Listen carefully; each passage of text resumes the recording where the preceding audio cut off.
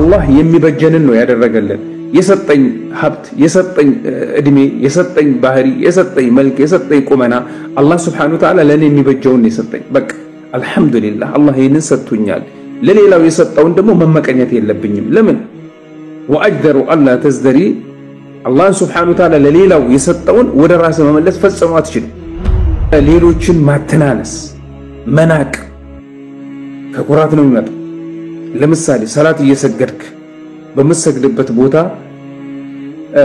እንደው ምስኪን የሆነ ሰው ከጎን ባይሰግድ እንደዛ መታሰብ ከሆነ ቁራት ውስጥ ገብተሃል እግረን ከግርግ ሲያገጣጠም የምታረክ ከሆነ ሌላ ችግር ውስጥ ገብተሃል ተጠንቀቂ ሰዎች ሁሉ እኩል ናቸው ነገር ግን የሚበላለጡት በአላህ Subhanahu Wa Ta'ala ባላቸው ፍራቻ ለአላህ ባላቸው ተቅዋ ነው አላህ Subhanahu Wa Ta'ala ተቅዋውን የሚያላብሰን ያድርገን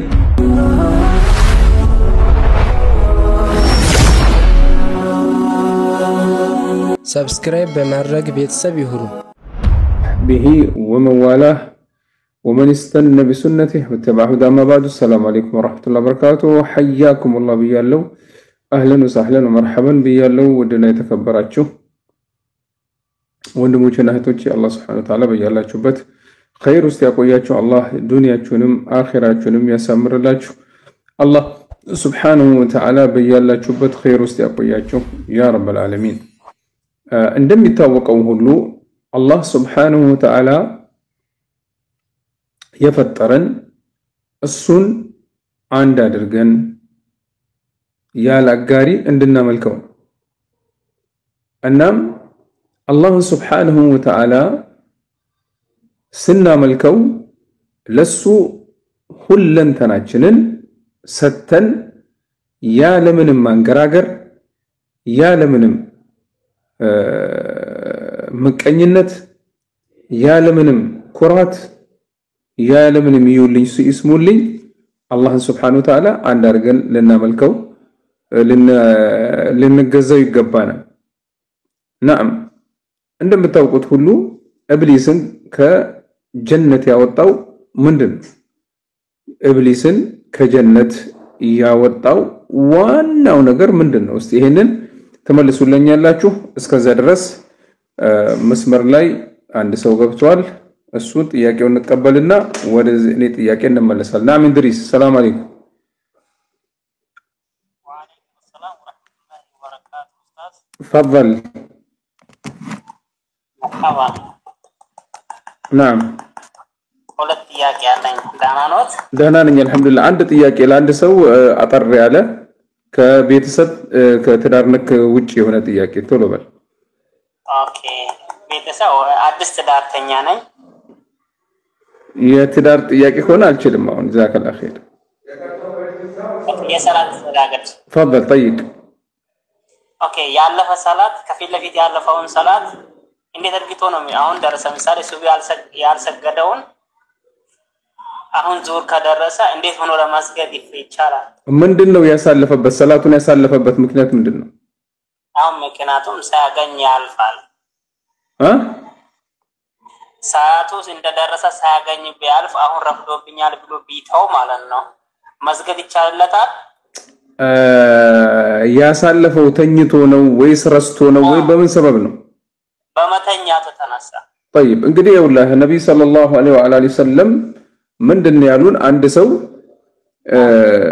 ሰላት ያለፈው ከሆነ ያለፈበት ምክንያት ደግሞ ተኝቶ ሊሆን ይችላል የቀሰቀሰው ሰው የለም እሱም አልነቃም ወይ ደግሞ ረስቶ ከሆነ ያለፈው በእነዚህ ሰበቦች በእነዚህ መሰሰዎች ምን አሉ ነብይ ሰለላሁ ዐለይሂ ወሰለም እንዳስታወሰ ይስገድ ቀዳው እሱ ብቻ ነው ብለዋል ስለዚህ የተኛ ሰው ልክ እንደነቃ ከንቅልፉ እንደተነሳ ወዲያው ወደ ሰላቱ ውዱኡን አርጎ ወደ ሰላቱ መግባት አለበት እንጂ ገና ነገ ወይ ደግሞ በሚቀጥለው ሰላት ጋር አገናኝቶ ወይ ደግሞ አቀራርቦ መስገድ አይተበከበትም ማድረግ ያለበት ወዲያው እንዳስታወሰ ወይ ደግሞ ከንቅልፉ እንደነቃ ወዲያው ነው መስገድ ያለበት ባረከላሁ ፊክ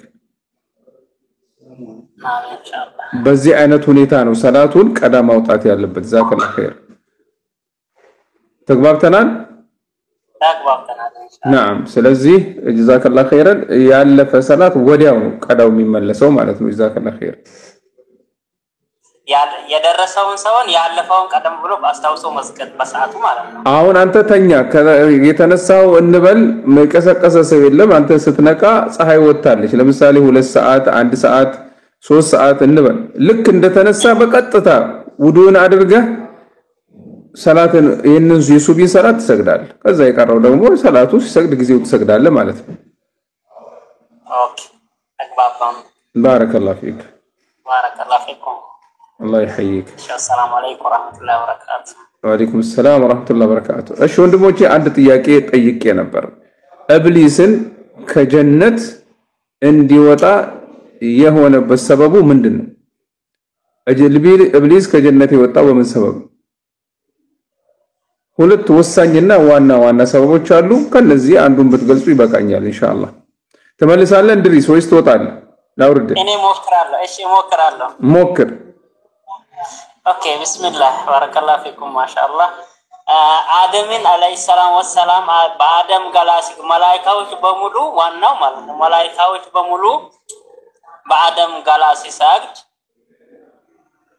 መላእክቶች ከሰገዱ በኋላ ኢብሊስን አላህ ሲገስለው እኔን በኑር ካለከኝ አንተ ደግሞ በጭቃ ለፈጠርከው ወይንም በአፈር ለፈጠርከው ፍጡር አልሰግድም በማለቱ ከጀነት ወደ ጀሃነም ተባረረ ኢባዳ ነበረ ኢባዳ ሙሉ ከሰረ የሰገደው ሱጁድ ዚክር ነበረ በዚህ ምክንያት ነው ከጀነት ወጥቶ ወደ ጀሃነም የገባው طيب ያለው እንግዲህ ኑር ሳይሆን ከናር ነው ናር ማለት እሳት ማለት ነው ከእሳት ነው ኢብሊስ የተፈጠረው ከእሳት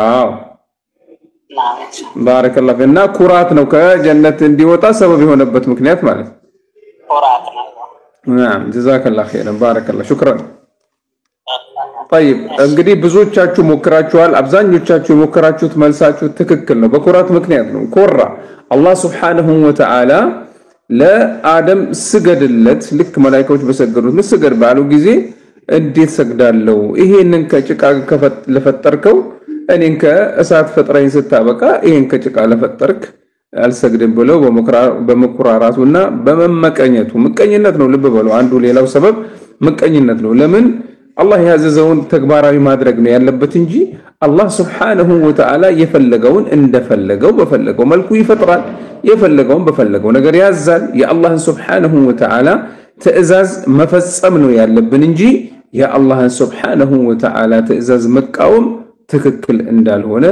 በዚሁ እግረ መንገዳችንን እንረዳለን ማለት ስለዚህ ወንድሞቼና እህቶቼ ጀዛኩሙላህ ኸይራን እንደምታውቁት ሁሉ የሰው ልጅ አላህ Subhanahu Wa Ta'ala እና አጋንንትን የፈጠረው አላህ Subhanahu Wa Ta'ala የፈጠረው እሱን እንድናመልከው ነው ወማ خلقtul jinna wal insa illa liya'budun እኔ ሰዎችና አጋንንትን የፈጠርኩት እንዲያመልኩኝ እንጂ ለሌላ አይደለም አለ አላህ Subhanahu Wa Ta'ala ታዲያ አላህ የፈጠረን ለምን እንደፈጠረን ነግሮናል በታዘዝነው መልኩ አላህን ማምለክ ነው ያለብን ርዝቃችንን ደግሞ አላህ Subhanahu Wa Ta'ala ቃል ገብቷል وما خلقت الجن والانس الا ليعبدون ما اريد منهم من رزق وما اريد منهم ان يطعمون ان الله هو الرزاق ذو القوه المتين اوكي الله سبحانه وتعالى وفي السماء رزقكم وما توعدون الله سبحانه وتعالى ዘንድ ነው የርዝቃችን ያለው ለያንዳንዱ ርዝቁን መልኩን ሰማዩን ባህሩን አላህ Subhanahu Wa Ta'ala ሰጥቶታል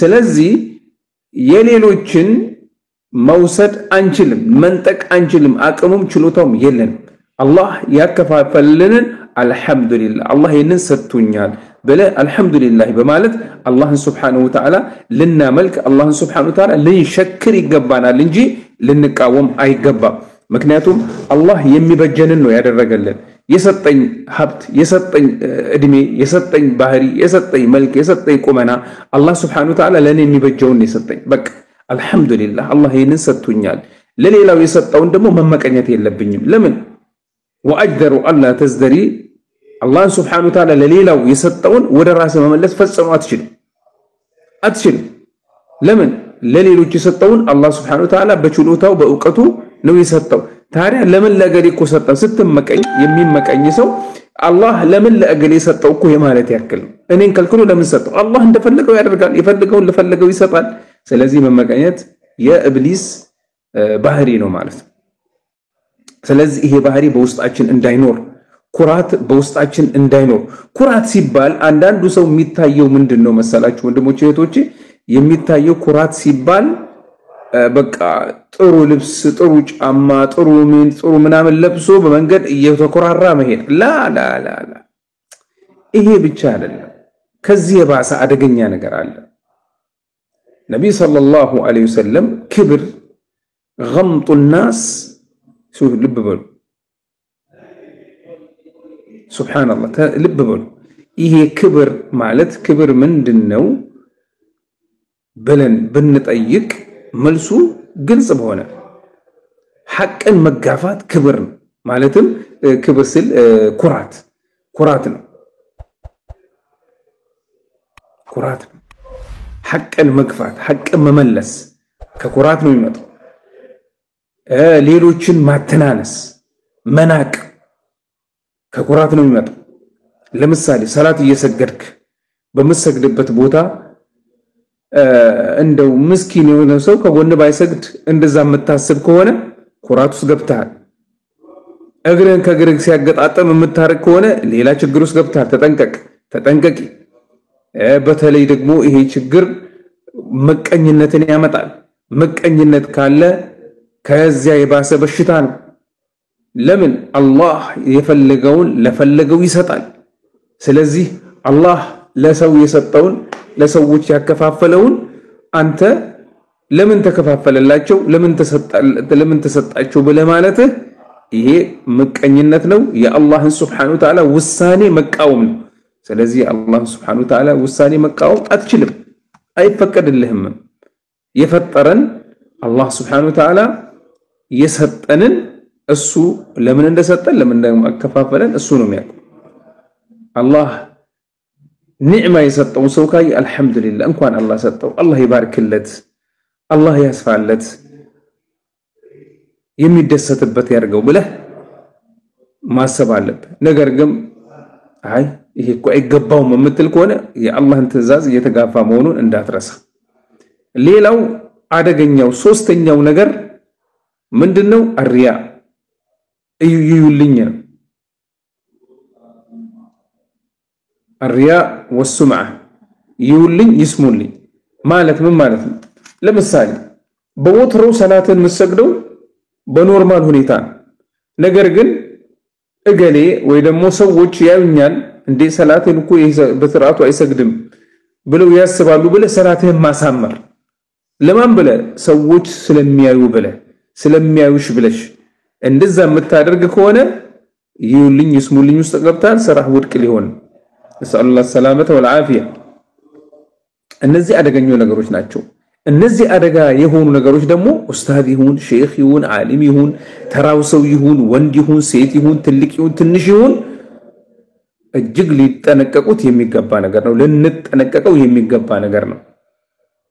ወንድ ሁን ሴት ሁኚ፣ አዋቂ ሁን ኡስታዝ ይሁን ሼክ ይሁን ምን ይሁን በጣም ጥንቃቄ የሚፈልግ ነገር ነው ከሁላችንም ማለት ነው።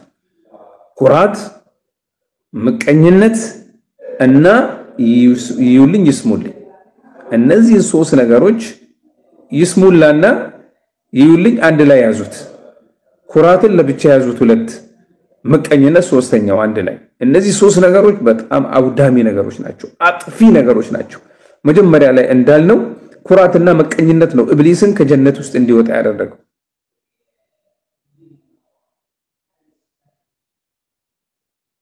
قال اسجد لمن خلقت طينا انت كጭቃ ለፈጠርከው እኔ ሰግዳለሁ።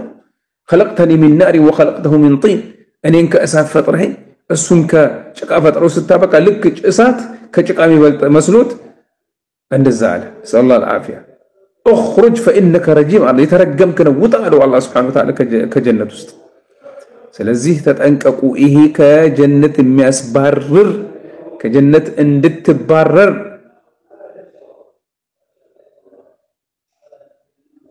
ሰበብ የሚሆን ነገር ኩራት፣ ምቀኝነት እና ይስሙላህ እነዚህ ሶስት አደገኛ ነገሮች ተጠንቀቁ። በኢባዳዎቻችሁ ውስጥ፣ በስራዎቻችሁ ውስጥ፣ በድርጊቶቻችሁ ውስጥ በመሰሩት ሰደቃ ይሁን ሰላት ይሁን ጾማችሁ ይሁን በኢባዳዎቻችን አጠቃላይ ጥርት አድርገን ለአላህ ሱብሓነሁ ወተዓላ ብቻና ብቻ የምናደርገው መሆን አለበት ሳንኩራራ።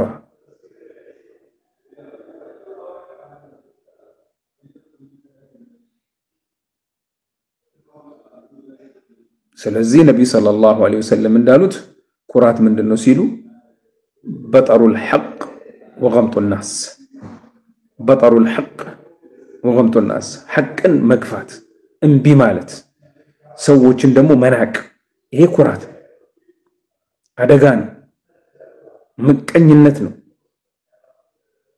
ሰላታችን ውስጥ ይሁን በመንገድ ላይ ስንሄድ ይሁን አሪፍ ሰው ካየህ ሰላም ትላለህ፣ ካልሆነ ደግሞ ሰላም አትልም። ለምን? ሁሉም እኮ ሙስሊም ነው፣ ሙእሚን ነው፣ ሁሉንም ሰላም ማለት አለብህ። ነብዩ ሰለላሁ ዐለይሂ ወሰለም እንዳሉት ሰላም ማለትህ በመታቀው በማታቆም ላይ ነው። መታቀው ሰው ይሁን የማታቀው ይሁን ሰላም ማለት ሙስሊምን ካገኘ። ስለዚህ ሳትኩራራ ሰዎችን ሳትለይ ሰላም በል።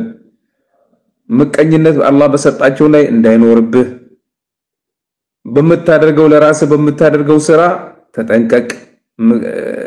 ይስሙላ እንዳይገባበት፣ ይዩልኝ እንዳይገባበት። ስለዚህ እነዚህ ሶስት አደገኛ ነገሮች ተጠንቀቅ። እነዚህ ሶስት ነገሮች አንደኛው ማንነትን ይመለከታል፣ ሁለተኛው የሰዎችን ማንነት ነው የሚመለከተው፣ ሶስተኛው ደግሞ ድርጊትን ይመለከታል። የምታደርገውን ድርጊት የምታደርጊውን ድርጊት። አንደኛው ማንነትን ስል እኔ ከሰዎች የተሻልኩ ነኝ ከእገሌ ከእገሊት የተሻልኩ ብለህ ወይ ደግሞ ብለሽ የምታስቢ ከሆነ አደጋ ውስጥ ነህ፣ አደጋ ውስጥ ነሽ። ኦኬ። ሰዎች ሁሉም ከአፈር ከውሃ ከጭቃ ነው የተፈጠሩት። የሚበላለጡት አላህ እንዳለው በምንድነው? ምንድነው? በምን በላለ ሰዎች የሚበላለጡት በምንድነው? እስቲ እንደው በዚህ አጋጣሚ አንዱ ከአንዱ የሚበልጠው በምንድነው? ቶሎ በሉ፣ ጎበዞች ናችሁ። አለይኩም ሰላም። ጎበዞች ናችሁ፣ ቶሎ በሉ። በምንድነው ሰዎች የሚበላለጡት? አንዱ ከአንዱ የሚበልጠው አንተ ወይ ደግሞ አንቺ ከሌሎች የምትበልጭበት ወይ ደግሞ የምታንሽበት ዋና መስፈርት አለ። ዋና መስፈርት አለ። ምንድነው ይሄ መስፈርት? ሰዎች የሚበላለጡበት መስፈርቶች አላቸው። ምንድናቸው እነዚህ መስፈርቶች? እስቲ ጎበዞች ናችሁ። በኢማን ያለ አለ፣ አላህን በመፍራት ያለ አለ፣ በሰብር ያለ አለ፣ በአማና ያለ አለ። እሺ ሌሎቻችሁስ? በኢማኑ ብላችኋል፣ በሰብር ብላችኋል፣ በእውቀት ብላችኋል። ሱዳ ረቢቲን አላህን እሺ ለአላህ መገዛት ነው መሰለኝ። እሺ በኢልም ብላችኋል። በምን ሌላስ ቶሎ በሉ። በኢማን ብላችኋል። በምንድን ነው ሰዎች የሚበላለጡት?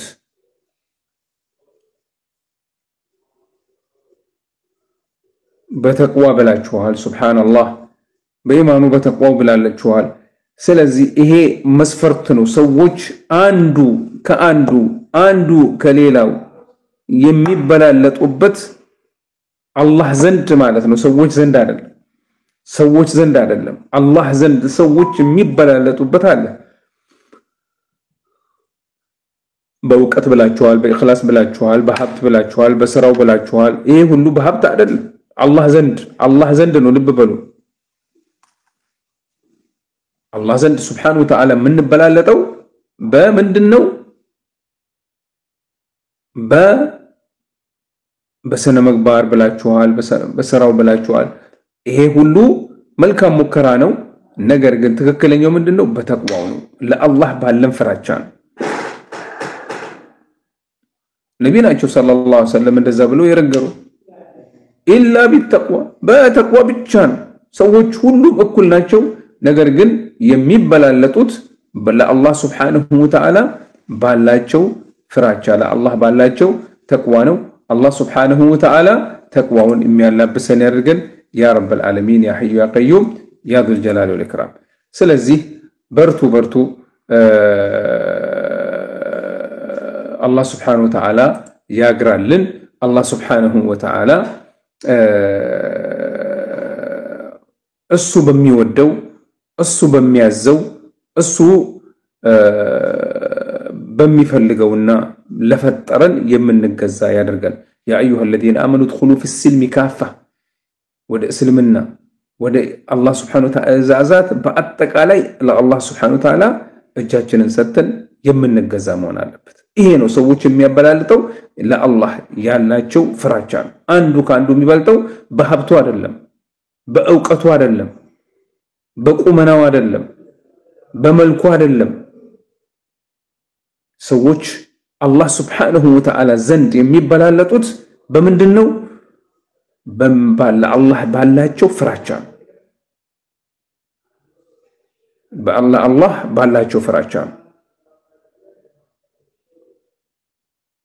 ለአላህ ባላቸው ፍራቻ ለአላህ Subhanahu Wa Ta'ala ያለው ፍራቻ ደግሞ ምን እንዲሁ ያደርጋል ሐላልን ሐላል አርጎ እንዲሰራበት ሐራምን ደግሞ ሐራም አርጎ እንዲሰራበት ያደርጋል ሰዎችን እንዲያከብር አላህን Subhanahu Wa Ta'ala ባዘዘው መልኩ መገዛት ሰዎችን ያለ ማበላለጥ ሰዎችን ያለ መናቅ ሰዎችን ያለ መንካት ተግባባን መልካም ስነ ባህሪን ስነ ምግባርን መላበስ ይሄ ነው ትክክለኛው መንገድ ማለት ለአላህ በዚህ አይነት መልኩ መገዛት ያስፈልጋል አው ለሁሉም ለሰዎች የምትወደውን ለራስ የምትወደውን መልካም ነገር ደግ ነገር ለሰዎችም መውደድ ለራስ የምትጠላውን መጥፎ ነገር ለሌሎችም መጥላት እንደዚህ ነው እንደዛ ካደረክ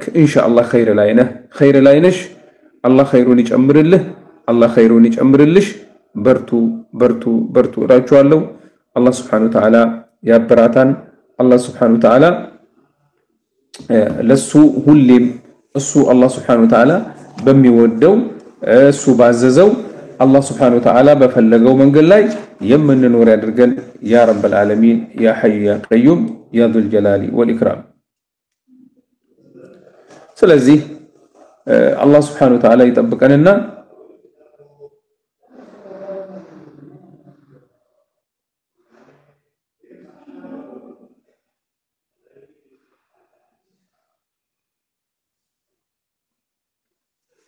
طيب በርቱ በርቱ እላችኋለሁ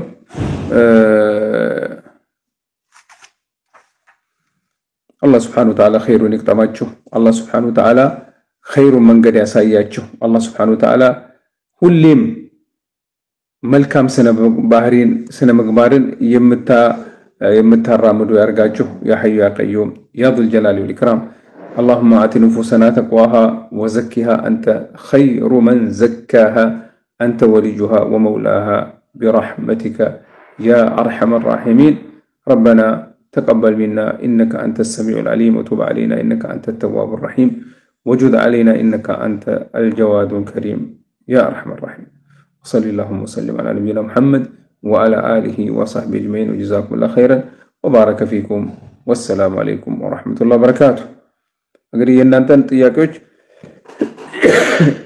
إن شاء الله تدارنك يالهونو تياكوش إن شاء الله نملكتالن الله سبحانه وتعالى أنينا من نانتنم خير يوفقن يا رب العالمين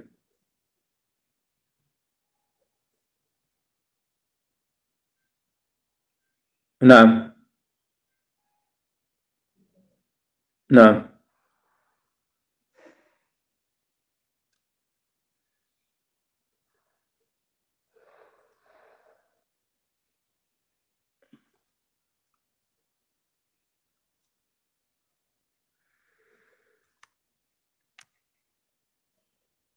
نعم እሺ እንግዲህ የኔትወርክ ችግር አለ መሰለኝ ይሰማችኋል አይደል እኔ የምለው طيب እዚህ ጋር የተጻፈ ጥያቄ አለኝ ሰላም አለይኩም ኡስታዝ ጥያቄ አለኝ ወአለይኩም ሰላም ወራህመቱላህ 70,000 የተቀመጠ ብር አለ الشيء إنه بر بفيت محمد عامة لو قم بضمتي أردت عنها فيالله ولا سنتنا موت እንግዲህ ዘካ በየአመቱ ነው መውጣት ያለበት ወንድማችን ደሞ ሴትም ኮንሻላቀም ዓለም ነው የሚለው እናም መሆን ያለበት ዘካ በየአመቱ ነው መውጣት ያለበት ካለን የተቀማጭ ሀብት በየአመቱ ልናወጣ ይገባል ይሄ 70 ሺውና እንደገና ደግሞ 140 ሺው ብር 110 ሺህ ብር 180 ሺህ ይሆናል በከተቀመጠ ማለትም አመት ከሞላው ሰዓት ጀምሮ ዘካ ሊወጣ ይገባል ይሄ ገንዘብ አንድ ላይ የነበረ ከሆነና በተለያየ ምክንያት የተለያየ ከሆነ ይደመራል አንድ ላይ የ140 ሺህ ብር ዘካ ስንት እንደሆነ እንመለከታለን ኢንሻአላህ ተዓላ የታል ካልኩሌተር طيب ካልኩሌተር የታል ዛጋም የለም እዚሁ ላይ እንፈልግና እሺ ገንዘቡ 180 ሺህ ብር የሚሆን ከሆነ ለ40 ነው የምናካፍለው 4500 ይሆናል ማለት ነው 4500 ብር ይሆናል ማለት ነው ባረከላሁ ፊክ طيب የኒካ ጥያቄ አይቻልም እሺ እዚህ ጋር ሌላ በጽሁፍ ያሉ ጥያቄዎችን መልሳለሁ መጀመሪያ ምክንያቱም ኔትወርክ እያስገባችሁ አይደለም መሰለኝ ሰዎችን ለማስገባት እየሞከርኩ ነው ነገር ግን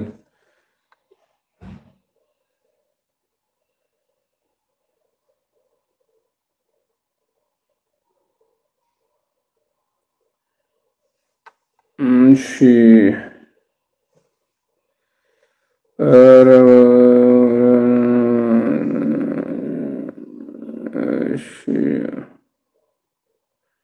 طيب بارك الله فيكم جزاكم الله خيرا بكومنت اسكمتوا ان شاء الله تعالى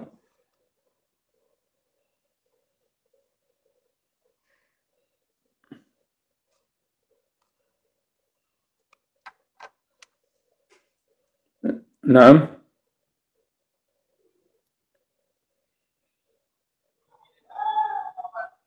نعم نعم السلام عليكم أستاذ وعليكم السلام ورحمة الله وبركاته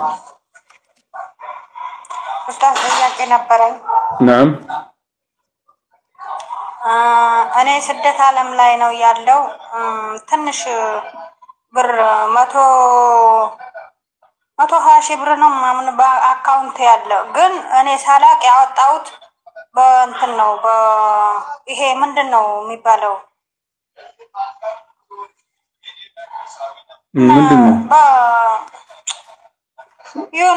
በወለድ ባንክ አይደለም በወለድ ነው በሪባ አይዋ በወለድ ነው ያወጣሁት አሁን እኔ ስደት ዓለም ላይ ነኝ ያኔ ግን አመት 2 አመት አልፎታል 120 ሺህ ብር ነበር ሲገባ 116 ሺህ ብር ነበር አሁን ቼክ አርጉስ ስር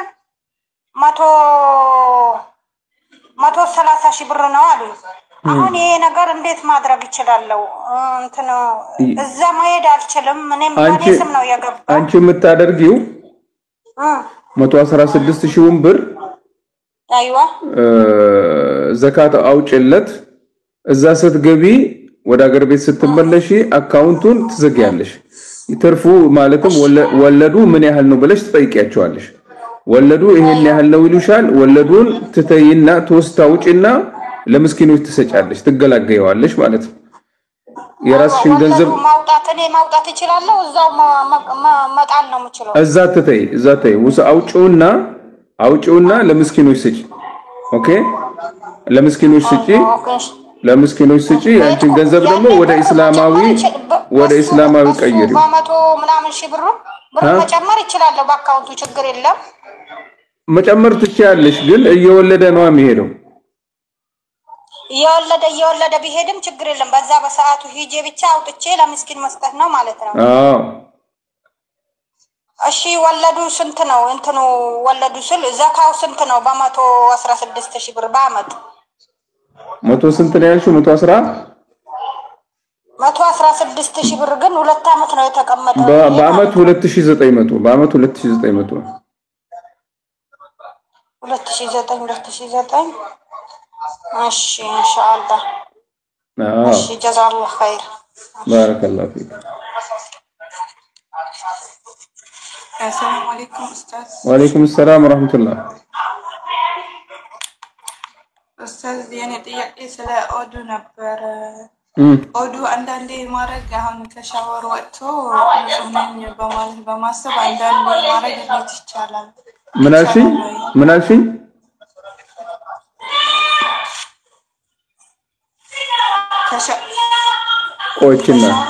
ቆይ ኦዱ አንዳንዴ ማድረግ ይቻላል? ይቻላል። አንዳንዴ ማድረግ ይቻላል። የተሻለው 3 ጊዜ ነው። ነገር ግን አንዳንድ ጊዜ ብናረግ ሁለት ጊዜ ብናደርግ 3 ጊዜ ብናረግ አሪፍ ነው። አንዳንዴ ማድረጉ ምንም ችግር የለውም። ውዱ ትክክል። አንድ ሰው ውዱ ሲያደርግ አንዳንድ ጊዜ ብቻ ቢያደርግ ችግር የለውም። ነገር ግን ከእንቅልፍ በተነሳንበት ሰዓት እጆቻችንን የእጅ መዳፎችን 3 ጊዜ መታጠብ ያስፈልጋል። ግልጽ ነው። ይቻላል ወይስ ሻወር ከወሰዱ በኋላ ያኔ ንጹህ መሆኑን ሰው አስቦ አንዳንዴ ማድረግ ይቻላል ወይስ ሁሌም? ማለት ለምሳሌ እኔ የሰማሁት ከሰው ነው ሻወር ከወሰዱ በኋላ ነው ንጹህ መሆንሽን ካረጋገጥሽ በኋላ ነው አንዳንዴ መውሰድ የሚቻለው እንጂ በኖርማል ቀን ለግዴታ ነው 3 ጊዜ። ትክክል አይደለም። ውዱ በማንኛውም ጊዜ አንድ ሰው አንዳንዴ ውዱ ቢያደርግ ችግር የለውም። ውዱ ትክክል ነው። ባረከላሁ ፊክ አፍዋን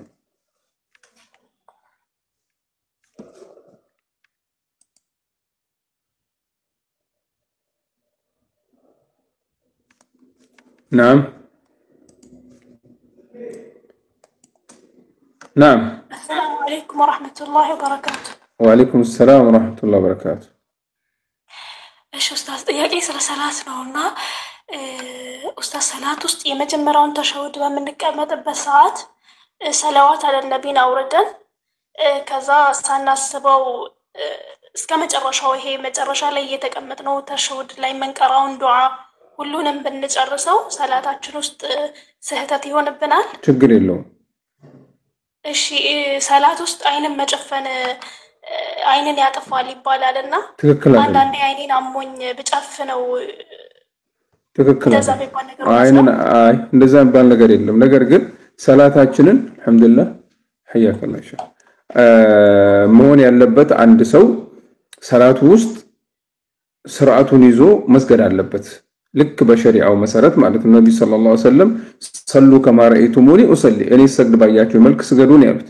ስለዚህ አይንን መጨፈን ግዴታ በሆነበት ባስፈላጊ በሆነበት ጊዜ ቢጨፈን አንዳንዴ ችግር የለውም። ነገር ግን ሁሌ ማድረግ አይቻልም። ስለዚህ አሁን ባልሽ መልኩ አይንሽን አሞሽ ወይ ደግሞ አሞይ ለምሳሌ እንደዚህ ብል በተለያየ ሁኔታ እንደዛ ማድረግ ሰላቴን አያበላሽም።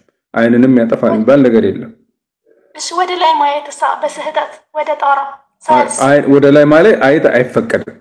ላይ ማለት አይፈቀድም። ነገር ግን ድንገት ቢሆን ችግር የለውም። ድንገት ከሆነ ሳያውቁ ከሆነ ችግር የለውም። ባረከላሁ ፊክ። እሺ ጀዛኩሙላሁ ኸይራን ወሰነልክ ወያክ። نعم السلام عليكم أستاذ. وعليكم السلام ورحمة الله وبركاته. أنا ትንሽ ጥያቄ ነበረኝ። አንድ ጥያቄ ቶሎ በይ። نعم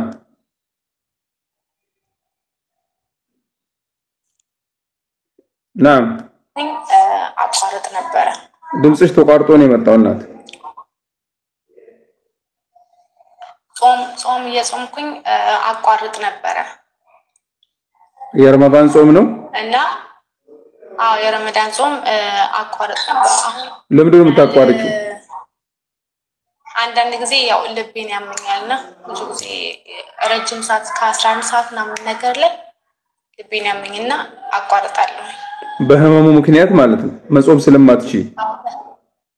በህመሙ ምክንያት። እሺ እና አሁን እንደገና መጾም ፈልጌ አሁን ላይ ደግሞ ወህመም ትቶኛልና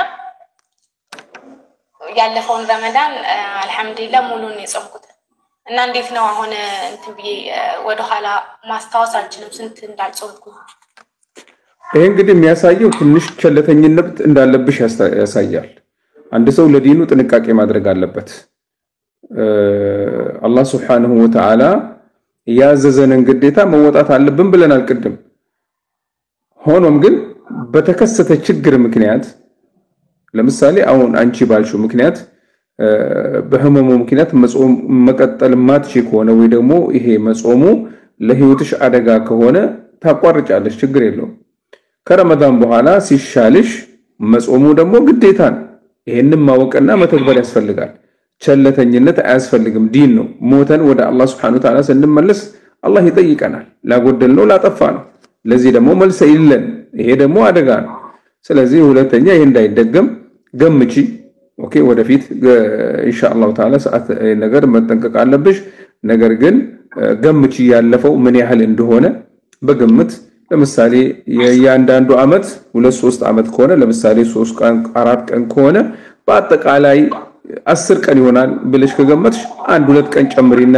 ለመጠንቀቂያ እንዲሆንሽ በዛ አይነት መልኩ ቀዳውን ትጾሚያለሽ ከቀዳው ጋር ምስኪኖች ታበያለሽ ለያንዳንዱ ቀን شكرا بارك الله فيك نعم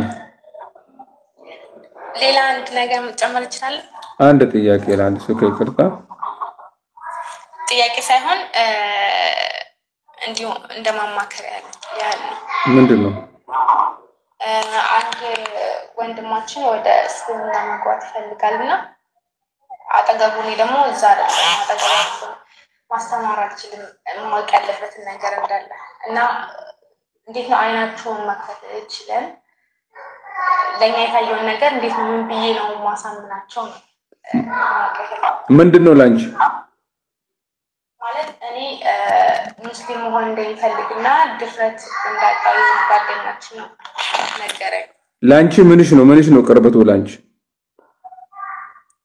እንዲኖር ማጓደኛ ወንድ ነው መቀና አዎ ወንድ ነው እንግዲህ የወንድ ጓደኛ ሴት ልጅ አትይዝም ይሄንን ታውቂያለሽ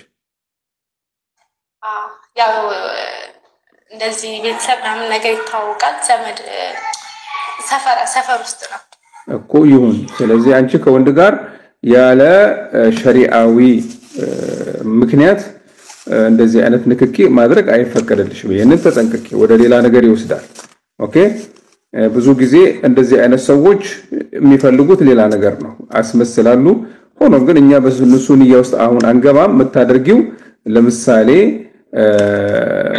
እሱን ሊመክረው የሚችል ከዘመድሽ ይሁን በቅርበት ከመታቂያቸው ቤተሰቦችሽ ይሁን ቁጥሩን ሰተሽ ቁጥሩን መታቂ ከሆነ ወይ ደግሞ በአካል ሄደው እንዲመክሩት ወደ እስልምና እንዲጠሩት ወይ ደግሞ በአካባቢያቸው ኡስታዞች ካሉ መሻይኾች ካሉ ሄደው እንዲመክሩት አድርጊ እንጂ አንቺ ንክኪ እንዳታረቂ አቆሚ አንቺ ተግባባን እሺ ባረከላሁ ፊክ شكرا عفوا نعم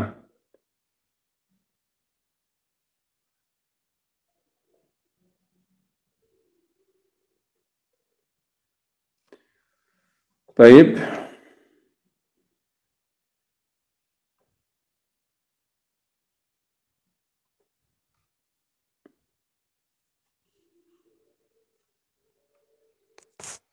السلام عليكم استاذ وعليكم السلام ورحمة الله وبركاته سلام ነው الحمد لله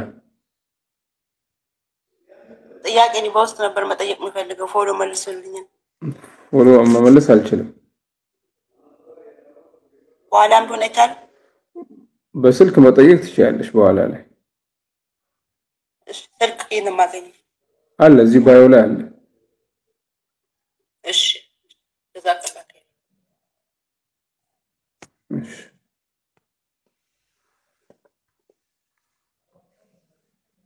نعم ترنيا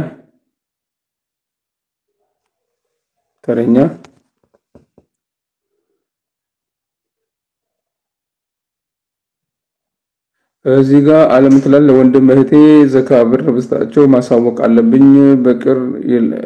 የቂብር የላቸው ወንድም እህቶችሽ ድሆች ከሆኑና ባንቺ ስር የሚተዳደሩ ከሆነ ለነሱ ዘካ መስጠት አይፈቀድም። ነገር ግን ራሳቸውን ችለው የሚኖሩ ከሆነ ቤተሰብ ያላቸው ለምሳሌ ከሆነና ነገር ግን ሙስሊሞች የሚሰግዱ ከሆነ በሰጫቸው ችግር የለውም። ባረከላሁ ፊክ። نعم ተረኛ نعم ሴቶች ሆናችሁ ፕሮፋይላችሁ ፎቶ የሆነ ማስገባት እንደማልችል ወቁ። ፕሮፋይላችሁን ቀይሩ። ባረከላሁ ፊኩ። ሰላም አለይኩም። ወአለይኩም ሰላም ወራህመቱላሂ ወበረካቱ።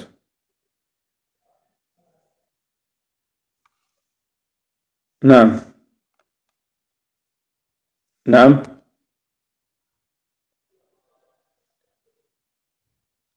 نعم بيالو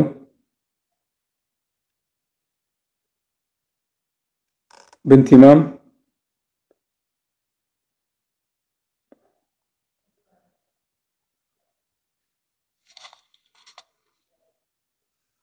አይሰማ ምን እንዴ?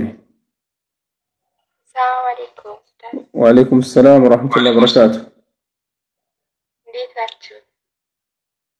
አልহামዱሊላህ። نعم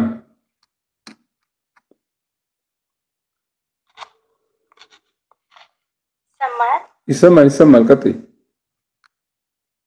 እና እኔ ከባለቤቴ ጋር እኔ ያው ስደት ላይ ነኝ ያለሁት። ይቅርታ እናት የቤተሰብ የትዳር ንክ ጥያቄ መመለስ አልችልም።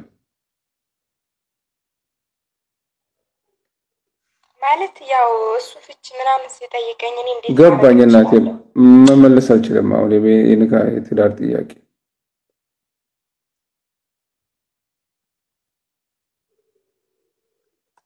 ተግባባ። ሌላ ከዚህ ውጭ ጥያቄ ካለሽ መጠየቅ ትችላለሽ።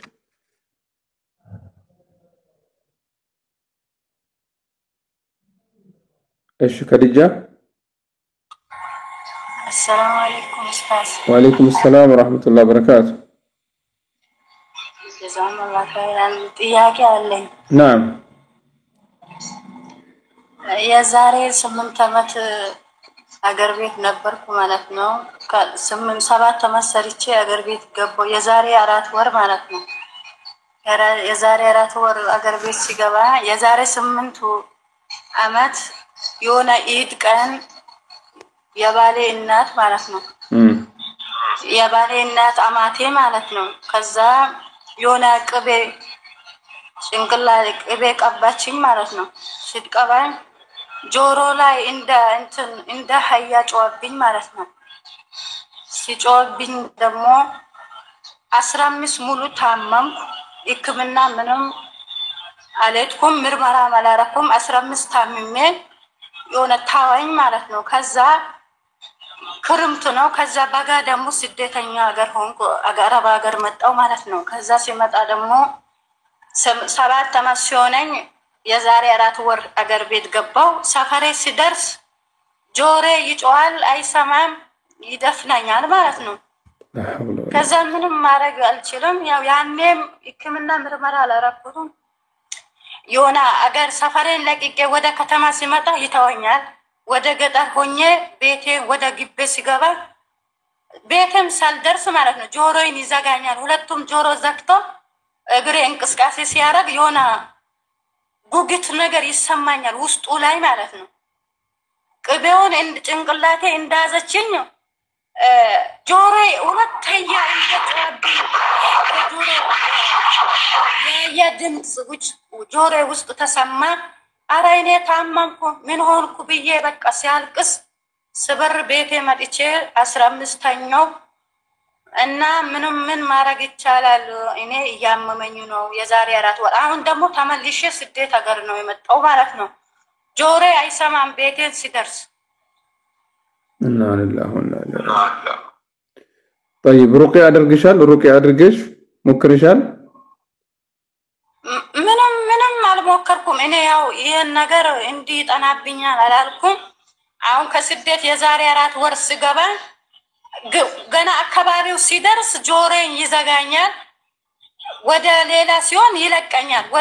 ወደ ሰፈሬ ሲሄድ ጆሮዬ በቃ የሆነ ጉጉት ነገር ይሰማል። ግን እንደያ አይጮም የሆነ ግው አድርጎ ዘግቶኝ ያስጨናንቀኛል ማለት ነው። በቃ ሩቅ ያርግና እናቴ ያኔ አዲስ ጊዜ እንደ ሀያ ይጮ ነበር ውስጤ ላይ ሀያ ይጮ ነበር ውስጤ ላይ ሁለት ጆሮ ላይ አላህ ይጠብቅሽ አላህ አፊያ ያርግሽ አላህ አፊያ ያርግሽ አላህ አፊያ ያርግሽ አላህ አፊያሽን ይመልስልሽ የምታደርጊው ሩቅያ ነው አላህ Subhanahu Wa Ta'ala እንዲያነሳልሽ አላህ Subhanahu Wa Ta'ala እንግዲህ አሉ አሮጊቷ አሉ አሁንም አሉ በቃ ይሄ ነገር ምንም ይጸናል ቢዬም ባላማ ማስታወስበት ጊዜ ነው አሁን በቃ ለራሴም የተሰማ ስለመጣ ነው ሊጠይቅ ብዬ ነው ሩቅያ አድርጊ ሩቅያ በደንብ አድርጊ ኢንሻአላህ ይተውሻል አላህ ይሰውርሽ አላህ አፊያሽን ሙሉ አድርጎ ይመልስልሽ አላህ ይመስታል ኢንሻአላህ ኢንሻአላህ ሽኩራን ጀዛም አላህ ኸይራን አሚን አሚን አላህ ይመስታል አዱአ አርጉላት ለታችሁ አላህ አፊያ አርጋት እንግዲህ والله اعلم سهر ሊሆን ይችላል አላህ አፊያ አርጋት ዱአ አርጉላት አላህ ሽፋውን ያርግላት ያ ረብ العالمين نسال الله السلامه والعافيه አላህ السلام عليكم وعليكم السلام ورحمه الله وبركاته ኡስታዝ ጥያቄ እኔ አባቴ ሞቷል በህይወት የለም በፊት በዘመቻ ሰዓት ዘመቻ ሄዶ ነበርና 2 አመታት ረመዳን አልጾመም ከዛ እንደተመለሰ ግን ለመጾሚያ ጊዜ ነበረው በጣም ረጅም ጊዜ ነበረው ግን ያን ጾም ሳይጾም ነው የሞተው አሁን እኔ ይሄን ጾም ምን ማድረግ አለብኝ ለምንድን ነው ያልጾመው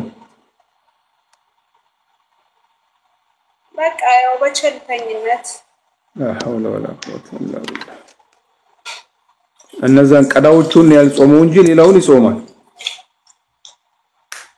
ሌላውን ይጾማል በስ ዘመቻ ሄዶ 2 አመታቶችን አልጾመም ነበር ከዛ እንደተመለሰ ግን ጊዜ ነበረው ሌላውን ይጾማል ይሰግዳል ማሻአላህ ያንን ግን አልጾመም ሳይጾመውም ያው በሽታ መጣ በሞተ አላህ Subhanahu Wa Ta'ala እንግዲህ ይለፈው ዱአ አርጉለት በመጀመሪያ ደረጃ ላይ ታረቀው ከዛ በኋላም እነዚህ ቀናቶች እስቲ ቀዳ አርጉ አላህ ይቀበል ይሆናል አላህ አቅም والله اعلم አላህ ይቀበላችሁ ጾሙለት እናንተ ልጆቹ ወይ ደግሞ ቤተሰብ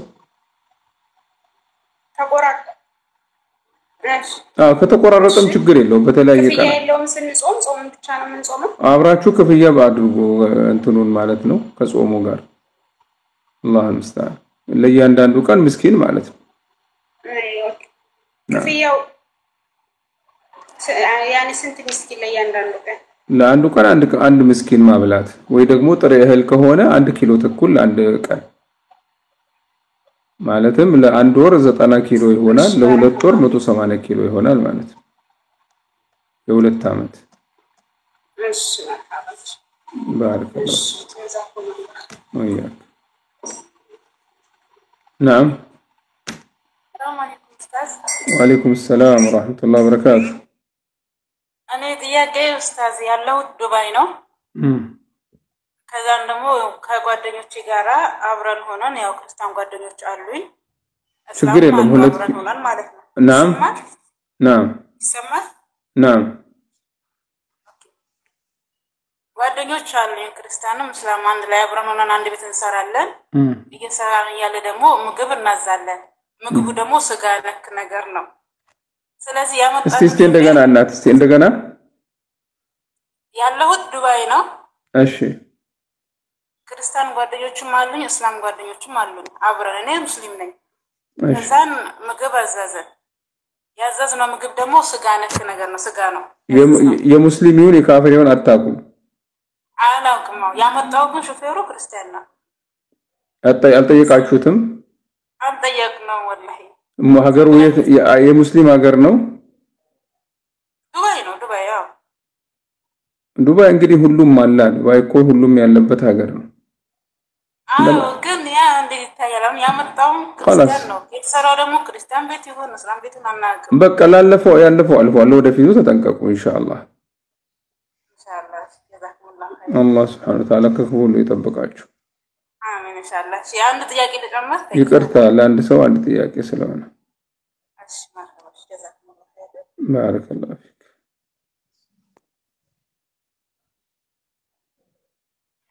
نعم. السلام عليكم. وعليكم السلام ورحمة الله وبركاته. ደህና ነዎት? الحمد لله فضلي. ጥያቄ ነበረኝ። نعم.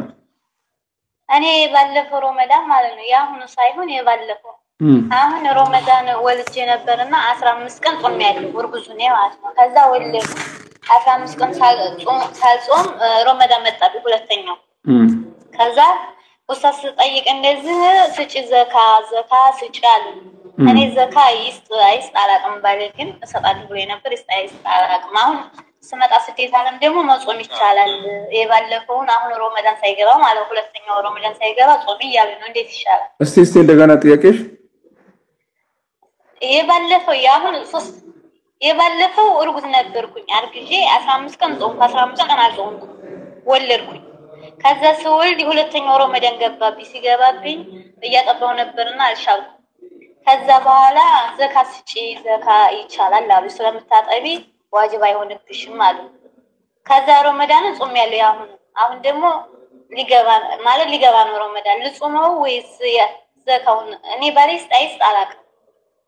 ግን አሁን ዘካው ልፈል መልሼ ልጾመው ይሄን طيب ትክክለኛው ሐታ ቢሰጥ እንኳን ትክክል አይደለም። ትክክለኛው አንድ ሰው በረመዳን መጾም ካልቻለ የጾም ያልቻለበት ምክንያት ደግሞ በሚወገድ ችግር ከሆነ ለምሳሌ ታሞ ያ በሽታው የሚድን ከሆነ ወይ ደግሞ ሴት ልጅ እርጉዝ ሆና ወይ የምታጠባ ሆና ካልጾመች ከረመዳን በኋላ ቀዳውን ነው እንጂ የምትጾመው አታበላም አትሰጥ።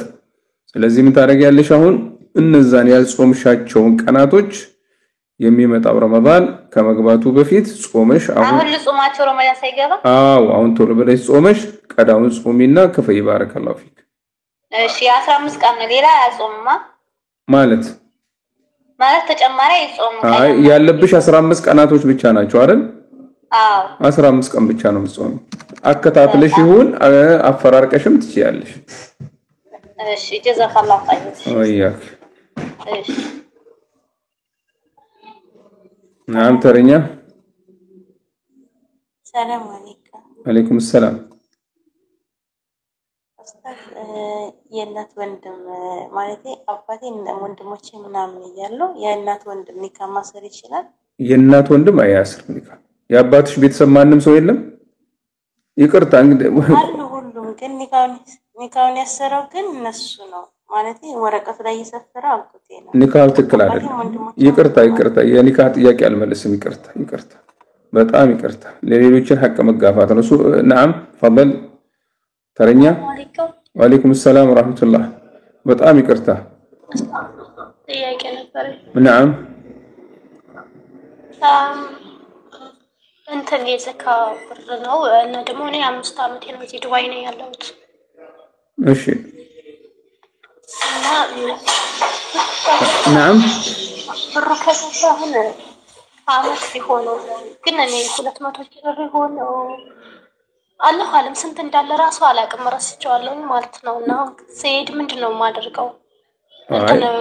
ገንዘብ ማነው የወለድ ባንክ ነው። ምን ታረጋለሽ? ያለውን ገንዘብ ዘካት አውጪለታለሽ በየአመቱ ካለሽ እዚህ ከመጣሽ በእጅሽ ካለው ብር ጋር ማለት ነው። እዚህ ካለ ያስገባሁት አሁን አመት ሆኖ 200 ሺህ ብር ይሁን አላህ አለም ስንት እንዳለ አላቅም። 200 ሺህ ብር ላይ ነው ግን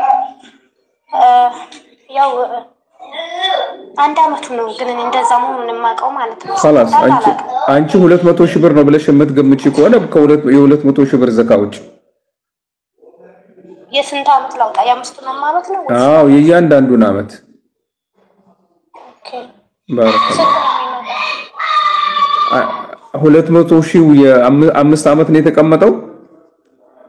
لا 5 አመት ሳይሆን አመት አንድ አመት አይው አመት ሊሆነ ነው። አመቱ ነው ካስገባው አመት ሊሆነ ገና ሆኖ ማለት አመት ከሆነ 5000 ብር ነው የሚሆነው። 5000 ብር የአንድ አመት 5000 ብር ነው ኢንሻአላህ። ወለዱስ ወለዱን አታውጪለትም። ወለዱ እዛ ስትሄጂ ኦኬ ምን ያህል እንደወለደ ተጠይቂያቸዋለሽ። ከዛ በኋላ የወለዱን ገንዘብ ታውጪና ኦኬ ለምስኪኖች ታከፋፊያለሽ። ያንቺን ገንዘብ ደግሞ ወደ ኢስላሚክ አካውንት ትቀይሪዋለሽ ኢንሻአላህ ሌላ ነበረኝ ደግሞ ይቅርታ ለአንድ ሰው አንድ ጥያቄ ነው ብዙ ሰው መስመር ላይ ስላለ ነው ይቅርታ ኢንሻአላህ ሌላ ጊዜ ይገባል ኢንሻአላህ ወንድሞቼ ይውላችሁ አንዳንድ ሰዎችም አይረባ ቃል ይጽፋሉ ሙስሊሞች ሊሆኑ ይችላሉ ካፊሮች ሊሆኑ ይችላሉ ሪፖርት አድርጉባችሁ በተለይ ዩቲዩብ ላይ ያላችሁ ሪፖርት አድርጉ አሁን ቅድም እንደዛ ሲረብሽ የነበረው እኔ ሪፖርት አድርጋለሁ 2-3 ከዛ ደግሞ ብሎክ አድርጌዋለሁ እናንተም ሪፖርት አድርጉበት ባረከላሁ ፊኩም እንደዚህ ካልሆነ አይታደቡም نعم وعليكم السلام ورحمة الله يوتيوب አያስገባውም ሪፖርት ከበዛበት ይዘጋበታል አካውንቱን نعم وعليكم السلام ورحمة الله እንደናችሁ ሰላም ናችሁ تفضلي ምንድነው ጥያቄሽ ጥያቄ እኔ ስለ ኒካህ ጉዳይ ነበር መጠየቅ ይቻላል ስለ ኒካህ አልችልም አሁን ባረከላሁ ፊክ ይቅርታ እሺ ኦኬ ጀዛከላሁ ኸይር ماشي نعم ترنيا وعليكم السلام ورحمة الله وبركاته أستاذ ባለፈው ጥያቄ ጠይቄ ብለው ነበር ማለት እኔ ብር አበድሬ መስጊድ ሰራሁበት አለኝ ሐቅሽ ስለሆነ ጠይቄ ባንቺ ብር አለ ፈቃድሽ መስራት አይቻልም ብለኝ ከዛ ኢትዮጵያ ሄጄ ነበር አሁን በሰውን ወንድሞቼን ይዤ ጠያኩት ስጠይቀው አይ አላልሽኝም ግን መስጊድ አሰራሁበት አለኝ ከዛ አሰራሁበት ስለ አሰራሁበት እሺ እኔ አፋላልኩ አልኩትና ተለያየን ትላንትና ስላፉታ ሲናገሩ እኔ አሁን እዚህ ጋር ምንድነው የሚጠበቅብኝ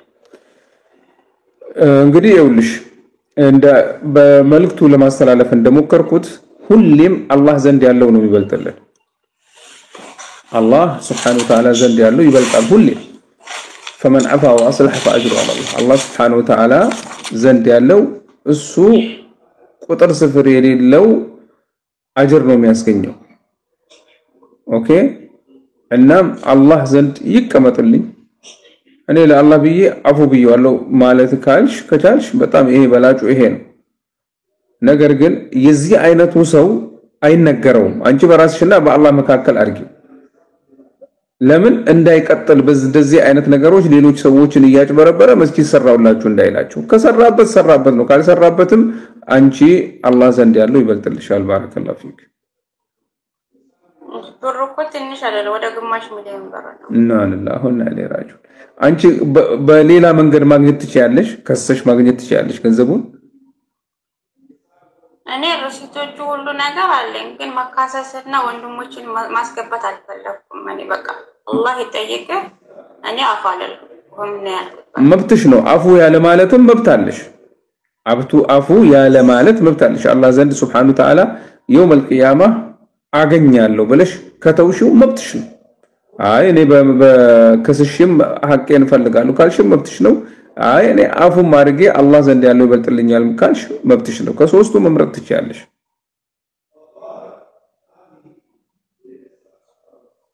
ሻን ተመልሻለሁ ትጮማር ሰዓትም አልነበረኝም ትጮ ተመልሻለሁ ናም ጊዜም አልነበረኝም በቃ መካሰሳ ጊዜም አልነበረኝም ትኬት ስለደረሰ ትጮማል እሺ ታዲያ ምንድነው የሚሻልሽ አሁን አንቺ ምትመርጪው የትኛው ነው ምርጫሽ ነው በራስሽና በአላህ መካከል ሁኝና ማለትም ቁጭ በይና አስቢበት ኦኬ አስቢበትና ማለትም ውሳኔሽ ወሰጂ ባረከላሁ ፊክ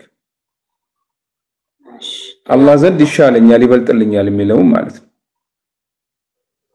እኔ እሺ ብተው አላህ ዘንድ አገኘዋለሁ ምንም ጥርጥር የለው ኢንሻአላህ ሽክራን ባረከላሁ ፊክ وعليكم السلام ورحمة الله وبركاته أستاذ سلام نشو نعم الحمد لله أستاذ ጓደኛዬ ብር አበድራኝ ነበርና ግን ስንጣላ አፍ ብያለሁ አለችኝ ብድሩን ልመልስላት ብዬ ተጣልተን ነበር ሳልመልስላት በፊት በብሩ ሳይሆን ተጣላን ከዛ ያበደረችኝን ብር ለመልስል አፉ ብላልኝ ነበር ስንጣላ አምጪ አለችኝ አፉ ያለችውን ብር نعم እና ባልሰጥ حرام ይሆንብኛል ወይስ አንቺ የምትፈልጊው የአእምሮሽን እረፍት አላህ ዘንድ Subhanahu Wa Ta'ala ያለ መጠየቅ ነው የምትፈልጊው ወይስ የትኛው ነው የምትፈልጊው? ያለ መጠየቅ ነው የምፈልገው ያው እሷ ወላሂ አፉ ብያለሁ ስላለች መጀመሪያ አንቺ ብያት ወላሂ አፉ ብያለሁ አልፈልግም ብላኝ ስለነበር ለዛ ነው ስንጣላ ደግሞ አምጪ ያንን ብር አለች ስጫትና ተገላገይ ምን ጥርጥር ውስጥ አስገባሽ مرحبا استاذ بارك الله فيك نعم ترنيا السلام عليكم وعليكم السلام ورحمة الله وبركاته استاذ ጥያቄ ነበር نعم እንትና አሁን እኔ ማለት ነው በእስልምና ሙስሊም ነኝ እኔ ያኔ ቁርአን አልቀራሁም ብዙ ማለቃቸው እስልምና መንገዶች አሉ እና ኢቃንስት መሆን ይቻላል ማለት ማወቅ የሚጠበቁብኝ ነገር ግድ ያስፈልጋሉ ኢቃንስት ለመሆን አንዲት ሴት ፊቷን ለመሸፈን የሚያስፈልጋት ሙስሊም መሆን ብቻ ነው ከዛ በኋላ ዲኗን እየተማረች ትሄዳለች የግዴታ ዲኑን ማወቅ ሙሉ ለሙሉ ማወቅ አለባት ማንም ዲኑን ሙሉ ለሙሉ የሚያክሰው የለም ሁሉም የሆነ የማያውቀው ጎን ይኖራል ጉድለት ይኖረናል ሁላችንም የሆነ ጉድለት ይኖረናል ወንድም ይሁን ሴት ስለዚህ ትዕዛዙ ይሄንን ላወቀ የሚል አይደለም ትዕዛዙ ሲታቸውን ይሸፍኑ ነው ስለዚህ ፊትሽን ሸፍኝ ባረከላሁ ፊክ አላህ ዘንድ መልካም ኢንሻአላህ ኸይር ይጠብቅሻል ኢንሻአላህ بارك الله فيك نعم السلام عليكم ورحمة الله وبركاته وعليكم السلام ورحمة الله وبركاته يعني ጥያቄ እንኳን ከድለላና የፈርቅ ከመባለው ጉዳዮች ጋር በተያያዘ ነው نعم አንድ ሰው አሁን ያለውን ቤት ወይም ደግሞ መኪና ሊሆን ይችላል በዚህ ዋጋሽ ተስጥልኝ ምናምን ነገር ብሎ ተስማምቶ ተቀበለና ከዛ ለገዢው ደግሞ ሰጠው ሸጠለትና ከዛ በዚህ መሐከል ያለውን ገንዘብ የገዛው ሰውየው አያውቅም ምን ያህል እንዳገኘና ሁለቱ መሐከል ያለው እንዴት ይታያል ማለት ግልጽ አይደለም አሁን ለምሳሌ አንተ ቤት ሻጭ ነህ ደላላ ኮንክ ታሻሽጣል ሰዎችን ታሻሽጣል ቤት ይሁን መኪና ይሁን የሆነ ነገር ይሁን ከዛ ሻጩ ገዢው ወይ ደግሞ ሻጩ ላንተ የሚሰጥ ኮሚሽን አለ እሱን ማለት ነው ምሳሌ በዚህ ዋጋ ሽጥልኝ ብሎ የሆነ ዋጋ ስማውጥቶለት ሰጠኝና ከዛ በኋላ ደግሞ እኔ አትርፌ ሸጥኩት ግን ከኪሳ ያወጣሁት ነገር የለም ለሱ ደግሞ የሰጠሁት ቅድሚያ የሰጠሁት ነገር የለም አየር ላይ ነው لا እንደዛ ማድረግ መብት የለም እንደዛ የማድረግ መብት የለም አንተ ማድረግ ያለብህ በዚህ አይነት ገንዘብ ሽጥ ካለ በዛ አይነት ገንዘብ ሽጥ ከዛ በላይ ያለው ላንተ ይሁን ካለ ከፈቀደልህ ነው ያለበለዚያ የተሸጠው ገንዘብ የሰውየው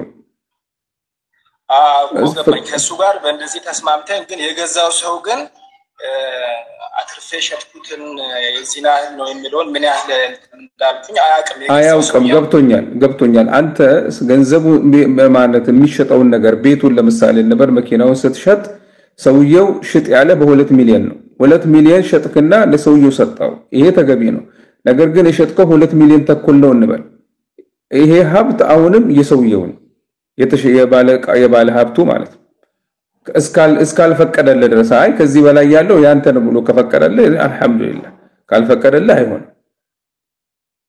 ማስፈቀድ ያስፈልጋል የሀብቱን ባለቤት ማለት ነው እሺ ወንድማችን ወጥቷል نعم السلام عليكم استاذ وعليكم السلام ورحمة الله እንዴት ነሽ الحمد لله እኔ ጥያቄ ኡዙር ብጃህል አለ ወይስ የለም በዚህ ላይ እስኪ ዲፋይን ታረጉልኝ ማለት ኡዙር አሁን እኛ ቁርአን እየቀራን በኡስታዞቻችን ጋር ኡዙር ብጃህል ኺላፍ አለ ወይም የለም የሚል ነገር አለ ምኑ ጋር በዛ ላይ እስኪ ትንሽ ምኑ ጋር አንድ ሰው ዑዙር ቢጀሃል አለ ወይ ማለት አሁን አንድ ሁጃ የቆመበት ያልቆመባቸው ላይ ለዑዙር ቢጀሃል ይሰጣቸው አይደል እነሱ ለምሳሌ ከእስልምና የራቀ ሰው ምንም አይነት የዳዋ ፕሮግራም ምንም አይነት የማይሰማ ሰው ለነሱ ዑዙር ቢጀሃል አለ ወይ እምቢ ብሎ ለምሳሌ መከታተል መማር እየቻለ ይሁን ችግሩ እዚህ ጋር ነው መማር እየቻለ ማወቅ ይቻላል ለምሳሌ አሁን ባለንበት ዘመን ውስጥ ምን ይላሉ አንዳንድ ዑለማዎች መማር ይቻላል መማር የሚችልበት እድሉ አለው ነገር ግን እምቢ ብሎ ከራቀ ይሄ ዑዙር በጀሃል የለውም ነገር ግን ለምሳሌ አንዳንድ የገጠር አካባቢዎች ቴክኖሎጂ ያልገባባቸው ዑለማዎች ያልሄዱበት አካባቢ ካለ እነዚህ በጀሃል ዑዙር ይሆናሉ ነገር ግን አንድ ሰው መማር እየቻለ በቸልተኝነት ከዲኑ የሚርቅ ከሆነ አሁን ለምሳሌ በየመስጂዱ ሙሐደራዎች ይሰጣሉ ትምህርቶች ይሰጣሉ ደርሶች አሉ እነዚህ መከታተል እየቻለ በቸልተኝነት ከዲኑ የሚርቅ ከሆነ እንዴት ይሄ ዑዙር የለውም ነገር ግን ለምሳሌ እንደሚታወቀው ሀገራችን ይሁን በርካታ ሀገራት የአፍሪካ ሀገራት ይሁን የኤዥያ ሀገራት ይሁን ገና ዕልም በስርዓቱ ያልደረሳቸው ሰዎች አሉ እነዚህ ናቸው ዑዙር በጀሃል የሚኖራቸው አሉ ዑለማዎች እነዚህ ናቸው ዑዙር በጀሃል የሚኖራቸው እንጂ ይሄ ከተማ ውስጥ ከሰዎች ጋር እየኖረ ከዲኑ ርቆ አብቅቶ ዑዙር በጀሃል አለኝ ማለት አይችልም ፈጽሞ ይሄንን ማወቅ ያስፈልጋል ስለዚህ እንደዚህ አይነት ሰዎችን ማስጠንቀቅ ነው የሚያስፈልገው አላህ Subhanahu Wa Ta'ala ምንድነው ወለቀድ በአትና في كل امه رسول ወደ ሁሉም ኡማ መልእክተኞች ተልከዋል እነዚህ መልእክተኞች የተላኩት ሰዎችን እንዲያሳውቁ ነው እንቢ ብለው ከእውቀት የራቁ ካሉ እንግዲህ ነብያችን ሰለላሁ ዐለይሂ ወሰለም የመጨረሻና የመደምደሚያ መልእክተኛ ናቸው መልእክታቸው ደርሶናል የሳቸው መልእክት ምንድነው ብዬ ጠይቄ ተረድቼ ተምሬ ዲን አልእስላምን ማወቅና መረዳት ያስፈልገኛል እንጂ አይ ሰው መጥቶ በሬን አንኳኩቶ ይንገረኝ አይደለም ተግባባን ስለዚህ ወንድሞቼ እህቶቼ አስረዱ እንደዚህ አይነት ሰዎችን አላህ Subhanahu Wa Ta'ala ነብይ ሙሐመድ ሰለላሁ ዐለይሂ ወሰለም የላካቸው ለአጠቃላይ ለኡማው ነው መልእክታቸው ሁሉንም እየተዳረሰ ነው ያለው ያልደረሳቸው ቦታዎች ሊኖሩ ይችላሉ ለምሳሌ ሩቅ ያሉ በአንዳንድ ጫካ ውስጥ ያሉ ጎሳዎች ሊሆኑ ይችላሉ ገና መልእክት ያልደረሳቸው ለምሳሌ አፍሪካ ውስጥ ይሁን በደቡብ አሜሪካ ውስጥ ጫካዎች ውስጥ ያሉ ይሆኑ አንዳንድ ሀገሮች ምናልባት ካሉ ስለዚህ እንደዚህ አይነት ሰዎች ምናልባት ዑዙር በጀሃል ሊኖራቸው ይችላል ሆኖም ግን እዚህ ከኛ ጋር እየኖረ ነገር ግን አይገኝም መማር የሚችልበት ቦታ ላይ ተገኝቶ አይማርም እንደዚህ አይነቶቹ አይደለም ብለዋል ዑለማዎች ወላሁ አዕላ ወአለም ወጀዛኩሙላህ እንግዲህ ጀዛኩሙላህ ኸይራን ወባረከላሁ ፊኩም ወደና የተከበራችሁ ወንድሞቼ እህቶቼ የዛሬው ደርሳችን አልহামዱሊላህ ይሄንን ይመስል ነበር አላህ Subhanahu Wa Ta'ala እኔንም እናንተንም ኸይር ላይ ያሰማራን እኔንም እናንተንም አላህ ኸይሩን ይወፍቀን አላህ Subhanahu Wa Ta'ala ጀዛችሁን በኸይር ይመልስላችሁ ዲናችንን አውቀን ተምረን ምን ተገበረው ያደረገን የዛሬው መልእክታችን ዋናው መልእክታችን ሶስት ነገሮችን የሚመለከተ ነበር አንደኛው ኩራት ሁለተኛው ምቀኝነት ሶስተኛው ይውልኝ ስሙልኝ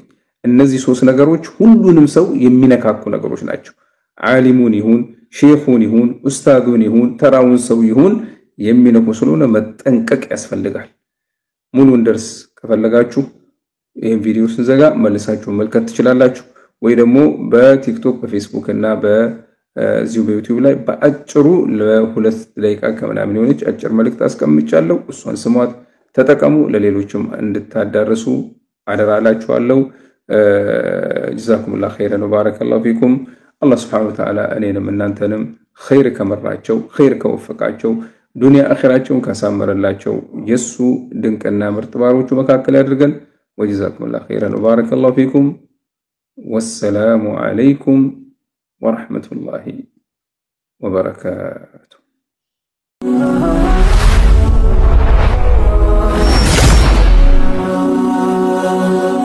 ሰብስክራይብ በማድረግ ቤተሰብ ይሁኑ።